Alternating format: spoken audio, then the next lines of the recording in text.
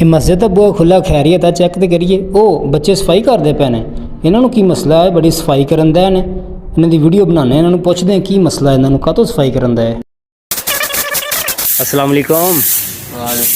उमर भाई की गल है, बड़ी सफाई करन दा है, मस्जिद दी खैरियत है? तैयारी कर रहे हैं, मस्जिद खूबसूरत लगे। आज मीटिंग है? हाँ जी। कादी मीटिंग है आज? इशाद बार किस चीज़ की मीटिंग है? दीन दे बारे। ओ छोटे भाई तू भी सफाई करन आ, खैरियत है? तेनों घर काम कुम कोई नहीं? नहीं भाई, मैनू मैं भी सफाई करना पैना कि मैनू भी मसीते आन के एक पीला चुकन दियां 10 नेकियां मिलदियां ने। शुएब भाई तुसीं कित्थों सीखी है गल? मीटिंग तो ਇਹ ਕਾਰੀ ਸਾਹਿਬ ਖੜੇ ਨੇ ਇੱਧਰ, ਇਹਨਾਂ ਦੀ ਵੀਡੀਓ ਬਣਾਉਂਦੇ, ਇਹਨਾਂ ਤੋਂ ਪੁੱਛਦੇ ਹਾਂ ਡਿਟੇਲ ਨਾਲ। ਕਾਰੀ ਸਾਹਿਬ ਮਾਸ਼ਾਅੱਲਾ ਤੁਸੀਂ ਬੜੀ ਸਫਾਈ ਕਰਾ ਰਹੇ ਹੋ, ਕਿ ਹਰ ਇਤਵਾਰ ਮੀਟਿੰਗ ਹੁੰਦੀ ਹੈ?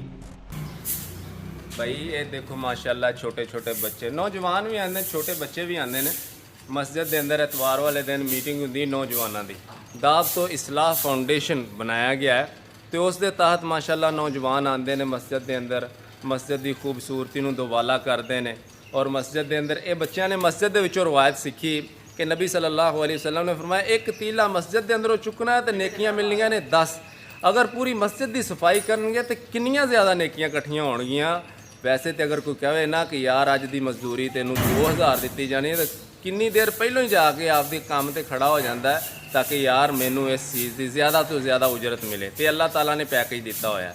अगर तुसी अल्लाह के घर का ख्याल करोगे तो अदा ख्याल अल्लाह रब्बुल आलमीन खुद ब खुद करनगे। इसलिए मस्जिद दे विच आया करो, और मस्जिद की रौनक नूं जदों तुसी दोबाला करोगे, तुहाडे घरां दी रौनक नूं, तुहाडे कारोबार की रौनक नूं अल्लाह ताला अपनी रहमत दे नाल दोबाला करेगा। जज़ाकुमुल्लाहु खैरा।